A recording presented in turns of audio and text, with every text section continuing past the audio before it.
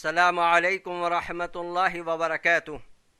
अल्हम्दुलिल्लाहि रब्बिल आलमीन वस्सलातु वस्सलामु अला नबिय्यिल करीम व अला आलिहि व अस्हाबिहि अजमईन, अम्मा बाद।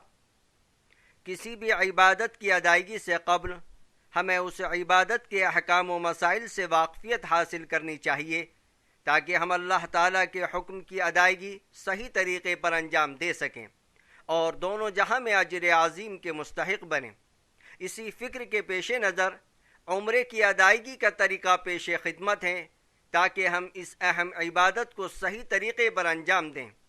अगर किसी मसले में फ़ुक़हा व उलमा का इख्तिलाफ़ है तो मैंने इख्तिसार के मद्देनज़र हज़रत इमाम अबू हनीफ़ा रहमतुल्लाह अलैह की कुरान व हदीस के दलाइल से मुज़य्यन राय को इख्तियार किया है। सबसे पहले हमें मालूम होना चाहिए कि साहिब इस्तिताअत के लिए ज़िंदगी में एक मरतबा उम्रा करना सुन्नत है और एक से ज़्यादा करना मुस्तहब है। अगरचे बाज़ उलमा के नज़दीक साहिब इस्तिताअत के लिए ज़िंदगी में एक मरतबा उम्रे की अदायगी वाजिब है, लेकिन कुरान व हदीस में वजूब के वाज़ेह दलाइल मौजूद न होने की वजह से तहक़ीक़ी बात यही है कि उम्रा वाजिब नहीं बल्कि सुन्नत है और यही जुमहूर उलमा का फ़ैसला है। हुज़ूर अकरम सल्लल्लाहु अलैहि वसल्लम ने इरशाद फरमाया, एक उम्रा दूसरे उम्रे तक उन गुनाहों का कफ़ारा है जो दोनों उम्रों के दरमियान सरज़द हों, और हज मबरूर का बदला तो जन्नत ही है। हुज़ूर अकरम सल्लल्लाहु अलैहि वसल्लम ने इरशाद फरमाया, पैदर पे हज उम्र क्या करो, बेशक ये दोनों यानी हज उम्रा गरीबी और गुनाहों को इस तरह दूर कर देते हैं जिस तरह भट्टी लोहे और सोने चांदी के मैल कुचैल को दूर कर देती है। हुज़ूर अकरम सल्लल्लाहु अलैहि वसल्लम ने इरशाद फरमाया, रमज़ान में उम्रा करना मेरे साथ हज करने के बराबर है। घर से रवानगी के वक्त 2 रकात नफल अदा करें और अल्लाह ताला से सफ़र की आसानी के लिए और उम्रे के कबूल होने की दुआएं करें। अपनी ज़रूरियात के सामान के साथ अपना पासपोर्ट या इकामा, टिकट और अखराजात के लिए रकम भी साथ ले लें। मर्द हजरात हस्ब ज़रूरत एहराम की चादर भी ले लें। उम्रे में 4 काम करने होते हैं। नंबर 1, मीक़ात से उम्रे का एहराम बांधना जो फ़र्द है। नंबर 2, मस्जिद हराम पहुंचकर बैतुल्लाह का तवाफ़ करना जो फ़र्द है। सफ़ा मरवा की साई करना जो वाजिब है, और सर के बाल मडवाना या कटवाना जो वाजिब है। मीक़ात असल में वक्त मुअय्यन और मकान मुअय्यन का नाम है। मीक़ात ज़मानी पूरे साल रात दिन में जब चाहें और जिस वक़्त चाहें उम्रे का एहराम बांध सकते हैं, लेकिन बैहक़ी में वारिद उम्मुल मुमिनीन हज़रत आयशा रज़ियल्लाहु अन्हा की हदीस के पेश नज़र हज़रत इमाम आज़म अबू हनीफ़ा रहमतुल्लाह अलैह ने 5 दिन यानी 9 ज़िलहिज्जा से 13 ज़िलहिज्जा तक उम्रे की अदायगी को मकरूह तहरीमी करार दिया है, ख्वाह हज अदा कर रहा हो या नहीं। मीक़ात मकानी वो मकामात जहाँ से हज या उम्रा करने वाले हज़रात एहराम बांधते हैं मीक़ात कहलाते हैं। मीक़ात के एतबार से पूरी दुनिया की सरज़मीन शरीयत इस्लामिया ने 3 हिस्सों में तक़सीम की है। हरम मक्का मुकर्रमा और उसके चारों तरफ कुछ दूर तक की ज़मीन हरम कहलाती है। इस मुक़द्दस सरज़मीन में गैर मुस्लिमों का दाखिला हराम है। नीज़ हर शख्स के लिए चंद चीज़ें करना हराम है, चाहे वहाँ का मुकीम हो या हज उम्रा करने के लिए आया हो, इसीलिए इसको हरम कहा जाता है। यहाँ के खुद उगे हुए दरख्त या पौधे काटना, यहाँ के किसी जानवर का शिकार करना या उसको छेड़ना, गिरी पड़ी चीज़ यानी लुक़्ते का उठाना। हुदूद हरम के अंदर मुस्तकिल या आर्दी तौर पर क़याम पज़ीर यानी अहले हरम को उम्रे का एहराम बांधने के लिए हरम से बाहर हिल में जाना होगा। हिल में सबसे ज़्यादा करीब जगह तनईम है, जहाँ मस्जिद आयशा बनी हुई है, जो मस्जिद हराम से तकरीबन 7 किलोमीटर के फासले पर है। حل۔ میقات اور حرم کے درمیان کی سرزمین حل کہلاتی ہے، جس میں وہ چیزیں حلال ہیں جو حرم میں حرام تھیں۔ اہل حل جن کی رہائش میقات اور حدود حرم کے درمیان ہے، مثلا جدہ کے رہنے والے عمرے کا احرام اپنے گھر سے باندھیں گے۔ آفاق، حرم اور حل کے باہر پوری دنیا کی سرزمین آفاق کہلاتی ہے۔ آفاقی حضرات جب بھی عمرے کی نیت سے مکہ مکرمہ جانا چاہیں تو ان کے لیے ضروری ہے کہ شریعت اسلامیہ کی جانب سے متعین 5 میقاتوں میں سے کسی ایک میقات پر یا اس سے پہلے یا اس کے مقابل احرام باندھیں۔ احرام باندھنے سے پہلے طہارت اور پاکیزگی کا خاص خیال رکھیں۔ ناخن کاٹ لیں اور زیر ناف و بغل کے بال صاف کر لیں۔ سنت کے مطابق غسل کر لیں، اگرچہ صرف وضو کرنا بھی کافی ہے۔ اور احرام یعنی ایک سفید تہمد باندھ لیں اور ایک سفید چادر اوڑھ لیں۔ تہمد ناف کے اوپر اس طرح باندھیں کہ ٹخنے کھلے رہیں، اور انہی 2 کپڑوں میں 2 رکعت نماز نفل ادا کریں اور عمرے کی نیت کریں۔ اے اللہ، میں آپ کی رضا کے واسطے عمرے کی نیت کرتا ہوں، اس کو میرے لیے آسان فرما اور اپنے فضل و کرم سے قبول فرما۔ اس کے بعد کسی قدر بلند آواز سے 3 دفعہ تلبیہ پڑھیں۔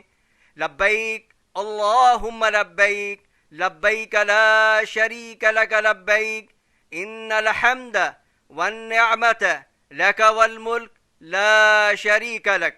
میں حاضر ہوں، اے اللہ میں حاضر ہوں، میں حاضر ہوں، تیرا کوئی شریک نہیں، میں حاضر ہوں، بے شک تمام تعریفیں اور سب نعمتیں تیری ہی ہیں، ملک اور بادشاہت تیری ہی ہے، تیرا کوئی شریک نہیں۔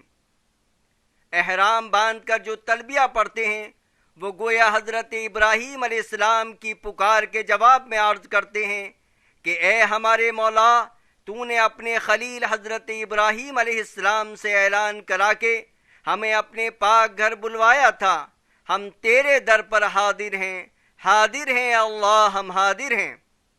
تلبیہ پڑھنے کے ساتھ ہی آپ کا احرام بن گیا۔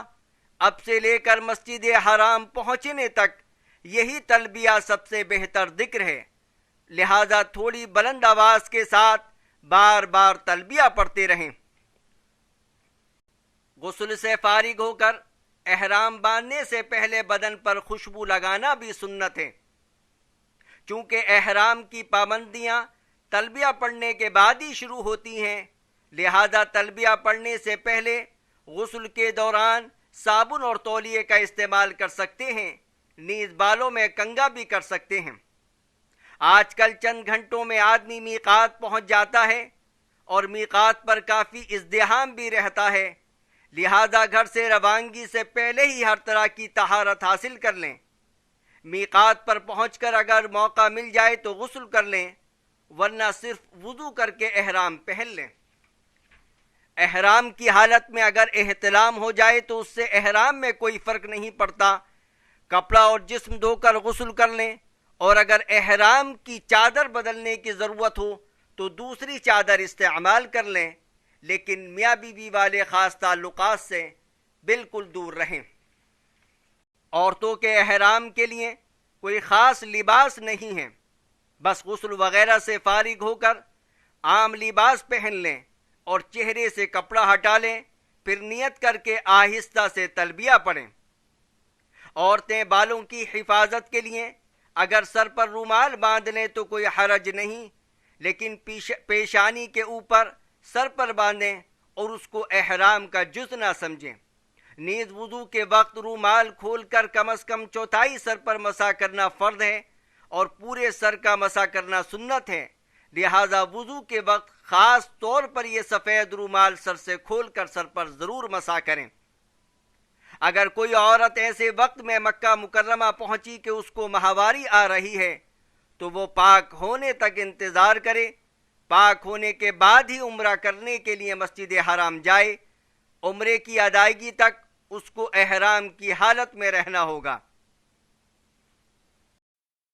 ایک اہم ہدایت: میقات پر پہنچ کر یا اس سے پہلے احرام باندھنا ضروری ہے، لیکن اگر آپ ہوائی جہاز سے جا رہے ہیں اور آپ کو جدہ میں اترنا ہے، جدہ چونکہ حل میں ہے یعنی میقات پہلے رہ جاتی ہے، لہٰذا آپ ہوائی جہاز پر سوار ہونے سے پہلے ہی احرام باندھ لیں، یا ہوائی جہاز میں اپنے ساتھ احرام لے کر بیٹھ جائیں اور پھر راستے میں میقات سے پہلے پہلے باندھ لیں، اور اگر موقع ہو تو 2 رکعت بھی ادا کر لیں، پھر نیت کر کے تلبیہ پڑھیں۔ احرام باندھنے کے بعد نیت کرنے اور تلبیہ پڑھنے میں تاخیر کی جا سکتی ہے، یعنی آپ احرام ہوائی جہاز پر سوار ہونے سے پہلے باندھ لیں اور تلبیہ میقات کے آنے پر یا اس سے کچھ پہلے پڑھیں۔ یاد رکھیں کہ نیت کر کے تلبیہ پڑھنے کے بعد ہی احرام کی پابندیاں شروع ہوتی ہیں۔ ایک اہم تنبیہ، اگر آفاقی یعنی میقات سے باہر رہنے والا بغیر احرام کے میقات سے نکل گیا تو آگے جا کر کسی بھی جگہ احرام باندھ لے، لیکن اس پر ایک دم لازم ہو گیا۔ ہاں، اگر پہلے ذکر کی گئی 5 میقاتوں میں سے کسی ایک پر یا اس کے محاذی یعنی مقابل پہنچ کر احرام باندھ لیا تو پھر دم واجب نہیں ہوگا۔ احرام باندھ کر تلبیہ پڑھنے کے بعد یہ چیزیں حرام ہو جاتی ہیں۔ ممنوعات احرام مردوں اور عورتوں دونوں کے لیے: خوشبو استعمال کرنا، ناخن کاٹنا، جسم سے بال دور کرنا، چہرے کا ڈھانکنا، میاں بیوی والے خاص تعلق اور جنسی شہوت کے کام کرنا، خشکی کے جانور کا شکار کرنا۔ ممنوعات احرام صرف مردوں کے لیے: سلے ہوئے کپڑے پہننا، سر کو ٹوپی یا پگڑی یا چادر وغیرہ سے ڈھانکنا، ایسا جوتا پہننا جس سے پاؤں کے درمیان کی ہڈی چھپ جائے، بدن سے میل دور کرنا، صابن کا استعمال کرنا، کنگھا کرنا۔ احرام کی حالت میں یہ امور جائز ہیں۔ غسل کرنا لیکن خوشبودار صابن کا استعمال نہ کریں، احرام کو دھونا اور اس کو بدلنا، انگوٹھی، گھڑی، چشمہ، بیلٹ، چھتری وغیرہ کا استعمال کرنا، احرام کے اوپر مزید چادر ڈال کر سونا، مگر مرد اپنے سر اور چہرے کو اور عورتیں اپنے چہرے کو کھلا رکھیں۔ مکہ مکرمہ پہنچ کر سامان وغیرہ اپنے قیام گاہ پر رکھ کر اگر آرام کی ضرورت ہو تو تھوڑا آرام کر لیں، ورنہ وضو یا غسل کر کے عمرہ کرنے کے لیے مسجد حرام کی طرف انتہائی سکون اور اطمینان کے ساتھ تلبیہ یعنی لبیک پڑھتے ہوئے چلیں۔ دربار الہی کی عظمت و جلال کا لحاظ رکھتے ہوئے دایاں قدم اندر رکھ کر مسجد میں داخل ہونے کی دعا پڑھتے ہوئے مسجد حرام میں داخل ہو جائیں۔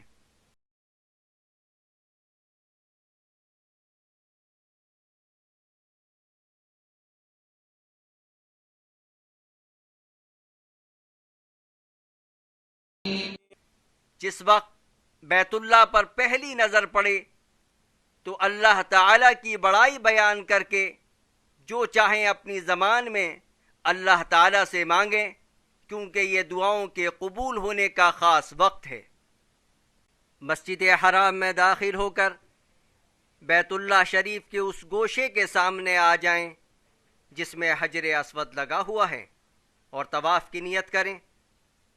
عمرے کی سعی بھی کرنی ہے، اس لیے مرد حضرات اتباع کر لیں، یعنی احرام کی چادر کو دائیں بغل کے نیچے سے نکال کر بائیں مونڈے کے اوپر ڈال لیں، پھر حجر اسود کے سامنے کھڑے ہو کر بسم اللہ اللہ اکبر کہتے ہوئے حجر اسود کا بوسہ لیں، یا دونوں ہاتھوں کی ہتھیلیوں کو حجر اسود کی طرف کر کے ہاتھوں کا بوسہ لیں، اور پھر کعبے کو بائیں طرف رکھ کر طواف شروع کر دیں۔ مرد حضرات پہلے 3 چکر میں اگر ممکن ہو تو رمل کریں، یعنی ذرا مونڈے ہلا کے اور اکڑ کے چھوٹے چھوٹے قدم کے ساتھ کسی قدر تیز چلیں۔ طواف کرتے وقت نگاہ سامنے رکھیں، یعنی بیت اللہ آپ کے بائیں جانب رہے۔ طواف کے دوران بغیر ہاتھ اٹھائے چلتے چلتے دعائیں کرتے رہیں یا اللہ کا ذکر کرتے رہیں۔ آگے ایک نصف دائرے کی شکل کی 4-5 فٹ اونچی دیوار آپ کے بائیں جانب آئے گی، اس کو حتیم کہتے ہیں۔ حتیم دراصل بیت اللہ کا ہی حصہ ہے، اس میں نماز پڑھنا ایسا ہی ہے جیسا بیت اللہ کے اندر نماز پڑھنا۔ اگر طواف کے بعد موقع مل جائے تو وہاں ضرور نفل ادا کریں۔ اس کے بعد جب بیت اللہ کا تیسرا کونا آ جائے جسے رکن یمانی کہتے ہیں، اگر ممکن ہو تو دونوں ہاتھ یا صرف دانا ہاتھ اس پر پھیریں، ورنہ اس کی طرف اشارہ کیے بغیر یوں ہی گزر جائیں۔ رکن یمانی اور حجر اسود کے درمیان چلتے ہوئے یہ دعا بار بار پڑھیں، ربنا آتنا فی الدنیا حسنہ وفی الآخرۃ حسنہ وقنا عذاب النار۔ پھر حجر اسود کے سامنے پہنچ کر اس کی طرف ہتھیلیوں کا رخ کریں، بسم اللہ اللہ اکبر کہیں اور ہتھیلیوں کا بوسہ لیں۔ اس طرح آپ کا ایک چکر پورا ہو گیا۔ اس کے بعد باقی 6 چکر بالکل اسی طرح کریں۔ کل 7 چکر کرنے ہیں۔ آخری چکر کے بعد بھی حجر اسود کا استعلام کریں۔ اور طواف کے دوران کوئی مخصوص دعا ضروری نہیں ہے، بلکہ جو چاہیں اور جس زبان میں چاہیں دعا مانگتے رہیں۔ اگر کچھ بھی نہ پڑھیں بلکہ خاموش رہیں تب بھی طواف صحیح ہو جاتا ہے۔ طواف کے دوران جماعت کی نماز شروع ہونے لگے یا تھکن ہو جائے تو طواف روک دیں، پھر جس جگہ سے طواف بند کیا تھا اسی جگہ سے طواف شروع کر دیں۔ نفلی طواف میں رمل یعنی ذرا اکڑ کر چلنا اور اتباع سنت نہیں ہے۔ نماز کی حالت میں بازوؤں کو ڈھکنا چاہیے، کیونکہ اتباع صرف طواف کی حالت میں سنت ہے۔ اگر طواف کے دوران وضو ٹوٹ جائے تو طواف کو روک دیں اور وضو کر کے اسی جگہ سے طواف شروع کر دیں جہاں سے طواف بند کیا تھا، کیونکہ بغیر وضو کے طواف کرنا جائز نہیں ہے۔ طواف نفلی ہو یا فرض، اس میں 7 ہی چکر ہوتے ہیں۔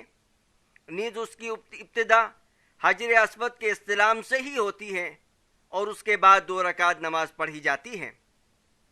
اگر طواف کے چکروں کی تعداد میں شک ہو جائے تو کم تعداد شمار کر کے باقی چکروں سے طواف مکمل کریں۔ مسجد حرام کے اندر، اوپر یا نیچے یا مطاف میں کسی بھی جگہ طواف کر سکتے ہیں۔ طواف حتیم کے باہر سے ہی کریں۔ اگر حتیم میں داخل ہو کر طواف کریں گے تو وہ معتبر نہیں ہوگا۔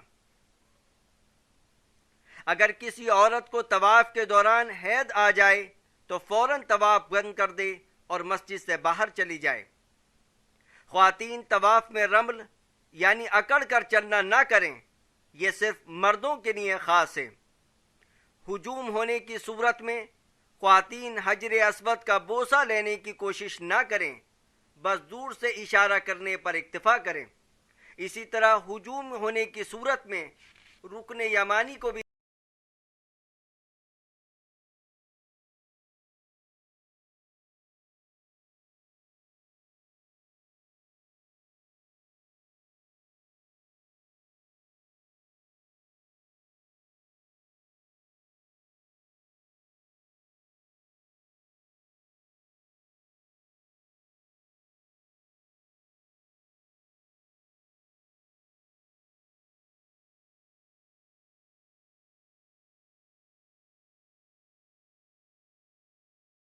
اس وقت آپ کی زبان پر یہ آیت ہو تو بہتر ہے، وَاتَّخِذُوا مِن مَّقَامِ إِبْرَاهِيمَ مُصَلًّى۔ اگر سہولت سے مقام ابراہیم کے پیچھے جگہ مل جائے تو وہاں، ورنہ مسجد حرام میں کسی بھی جگہ طواف کی 2 رکعت ادا کریں۔ طواف کی ان 2 رکعت کے متعلق نبی اکرم صلی اللہ علیہ وسلم کی سنت یہ ہے کہ پہلی رکعت میں سورہ کافرون اور دوسری رکعت میں سورہ اخلاص پڑھی جائے۔ ہجوم کے دوران مقام ابراہیم کے پاس طواف کی 2 رکعت نماز پڑھنے کی کوشش نہ کریں، کیونکہ اس سے طواف کرنے والوں کو تکلیف ہوتی ہے، بلکہ مسجد حرام میں کسی بھی جگہ ادا کر لیں۔ طواف سے فراغت کے بعد قبلہ رو ہو کر بسم اللہ پڑھ کر 3 سانس میں خوب سیر ہو کر زمزم کا پانی پئیں اور الحمدللہ کہہ کر یہ دعا پڑھیں اگر یاد ہو: اللہم انی اسألک علما نافعا ورزقا واسعا وشفاء من کل داء۔ اے اللہ، میں آپ سے نفع دینے والے علم کا اور کشادہ رزق کا اور ہر مرض سے شفا یابی کا سوال کرتا ہوں۔ مسجد حرام میں ہر جگہ زمزم کا پانی بآسانی مل جاتا ہے۔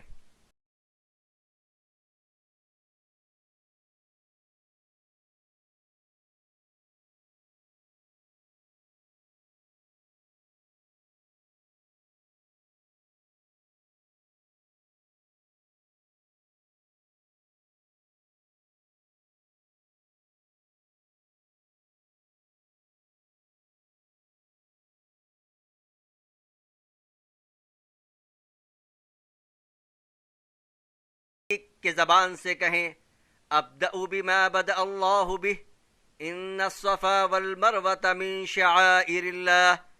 پھر بیت اللہ کی طرف رخ کر کے دعا کی طرح ہاتھ اٹھا لیں اور 3 مرتبہ اللہ اکبر کہیں، اور اگر یہ دعا یاد ہو تو اسے بھی 3 بار پڑھیں: لا الہ الا اللہ وحدہ لا شریک لہ لہ الملک ولہ الحمد وہو علی کل شیء قدیر۔ لا الہ الا اللہ وحدہ انجز وعدہ ونصر عبدہ وہزم الاحزاب وحدہ۔ اس کے بعد کھڑے ہو کر خوب دعائیں مانگیں۔ یہ دعاؤں کے قبول ہونے کا خاص مقام اور خاص وقت ہے۔ دعاؤں سے فارغ ہو کر نیچے اتر کر مروہ کی طرف عام چال سے چلیں، دعائیں مانگتے رہیں یا اللہ کا ذکر کرتے رہیں۔ سعی کے دوران بھی کوئی خاص دعا لازم نہیں، البتہ اس دعا کو بھی پڑھتے رہیں: رب اغفر ورحم وتجاوز عما تعلم انک انت العز الاکرم۔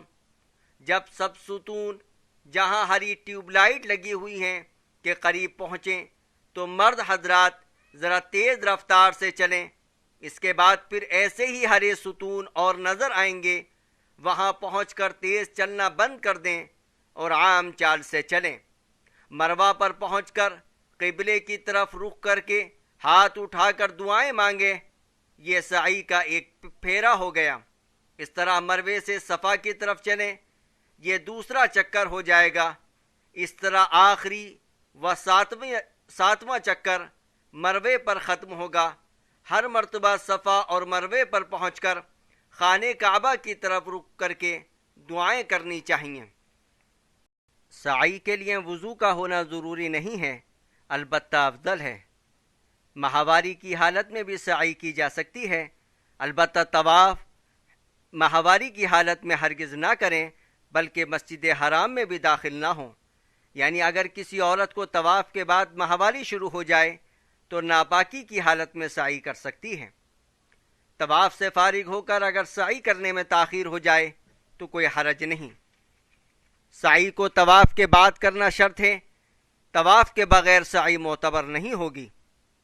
صفا مروہ پر پہنچ کر بیت اللہ کی طرف ہاتھ سے اشارہ نہ کریں، بلکہ دعا کی طرح دونوں ہاتھ اٹھا کر دعائیں کریں۔ سعی کے دوران نماز شروع ہونے لگے یا تھک جائیں تو سعی کو روک دیں، پھر جہاں سے سعی کو بند کیا تھا اسی جگہ سے شروع کر دیں۔ طواف کی طرح سعی بھی پیدل چل کر کرنا چاہیے، البتہ اگر کوئی عذر ہو تو ویل چیئر پر بھی سعی کر سکتے ہیں۔ اگر سعی کے چکروں کی تعداد میں شک ہو جائے تو کم تعداد شمار کر کے باقی چکروں سے سعی مکمل کریں۔ خواتین سعی میں سب ستونوں جہاں ہری ٹیوب لائٹ لگی ہوئی ہیں کے درمیان مردوں کی طرح دوڑ کر نہ چلیں۔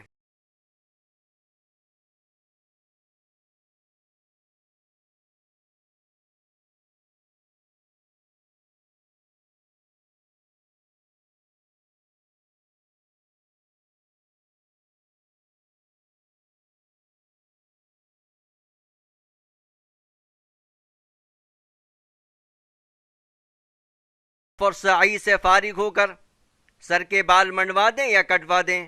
مردوں کے لیے منڈوانا افضل ہے، کیونکہ نبی اکرم صلی اللہ علیہ وسلم نے بال منڈوانے والوں کے لیے رحمت و مغفرت کی دعا 3 مرتبہ فرمائی ہے، اور بال کٹوانے والوں کے لیے صرف 1 مرتبہ۔ نیز اللہ تعالی نے اپنے پاک کلام قرآن کریم میں حل کرانے والوں کا ذکر پہلے اور بال کٹوانے والوں کا ذکر بعد میں کیا ہے، لیکن خواتین چوٹی کے آخر میں سے 1 پورے کے برابر بال خود کاٹ لیں یا کسی محرم سے کٹوا لیں۔ ایک خاص تنبیہ، بعض مرد حضرات چند بال سر کے ایک طرف سے اور چند بال دوسری طرف سے قینچی سے کاٹ کر احرام کھول دیتے ہیں، یہ صحیح نہیں ہے۔ ایسی صورت میں جمہور علماء کے نزدیک دم واجب ہو جائے گا، لہذا یا تو سر کے بال منڈوائیں یا اس طرح بالوں کو کٹوائیں کہ پورے سر کے بال کٹ جائیں۔ اگر بال زیادہ ہی چھوٹے ہوں تو منڈوانا ہی لازم ہے۔ سر کے بال منڈوانے یا کٹوانے سے پہلے نہ احرام کھولیں اور نہ ہی ناخن وغیرہ کاٹیں، ورنہ دم لازم ہو جائے گا۔ اب آپ کا عمرہ پورا ہو گیا، احرام اتار دیں، سلے ہوئے کپڑے پہن لیں، خوشبو لگا لیں۔ اب آپ کے لیے وہ سب چیزیں جائز ہو گئیں جو احرام کی وجہ سے ناجائز ہو گئی تھیں۔ عمرے کی ادائیگی کے بعد اپنی طرف سے یا اپنے متعلقین کی طرف سے نفلی عمرے کرنا چاہیں تو حل میں کسی بھی جگہ مثلا تنعیم جا کر غسل کر کے احرام باندھیں، 2 رکعت نماز پڑھ کر نیت کریں اور تلبیہ پڑھیں، پھر عمرے کا جو طریقہ بیان کیا گیا ہے اس کے مطابق عمرہ کریں۔ کسی میت یا انتہائی بوڑھے یا ایسے بیمار شخص جس کی صحت کی بظاہر توقع نہیں ہے کی جانب سے بلا شبہ عمرہ بدل کیا جا سکتا ہے، لیکن صحت مند زندہ شخص کی جانب سے عمرہ بدل کی ادائیگی میں فقہا و علماء کا اختلاف ہے، البتہ احتیاط صحت مند شخص کی طرف سے عمرہ بدل نہ کرنے میں ہے۔ عورتیں مرد کی طرف سے اور مرد عورتوں کی طرف سے نفلی عمرے بدل ادا کر سکتے ہیں۔ واپسی کے وقت طواف وداع کرنا چاہیں تو کر لیں، لیکن صرف عمرے کے سفر میں طواف وداع ضروری نہیں ہے۔ اگر کوئی شخص حج کے مہینے یعنی شوال، ذی القعدہ یا ذی الحجہ کے پہلے عشرے میں عمرہ کر کے اپنے گھر واپس چلا گیا اور حج کے ایام میں صرف حج کا احرام باندھ کر حج ادا کرے تو یہ حج تمتع نہیں ہوگا، کیونکہ جمہور علماء کے نزدیک حج تمتع کے لیے شرط ہے کہ وہ عمرہ کر کے اپنے گھر واپس نہ جائے۔ بعض لوگوں نے مشہور کر رکھا ہے کہ اگر کسی نے عمرہ کیا تو اس پر حج فرض ہو گیا، یہ غلط ہے۔ اگر وہ صاحب استطاعت نہیں ہے، یعنی اگر اس کے پاس اتنا مال نہیں ہے کہ وہ حج ادا کر سکے، تو اس پر عمرے کی ادائیگی کی وجہ سے حج فرض نہیں ہوتا، اگرچہ وہ عمرہ حج کے مہینوں میں ہی ادا کیا جائے، پھر بھی اس کی وجہ سے حج فرض نہیں ہوگا۔ ربنا وجعلنا مسلمين لك ومن ذريتنا أمة مسلمة لك وأرنا مناسكنا وتب علينا إنك أنت التواب الرحيم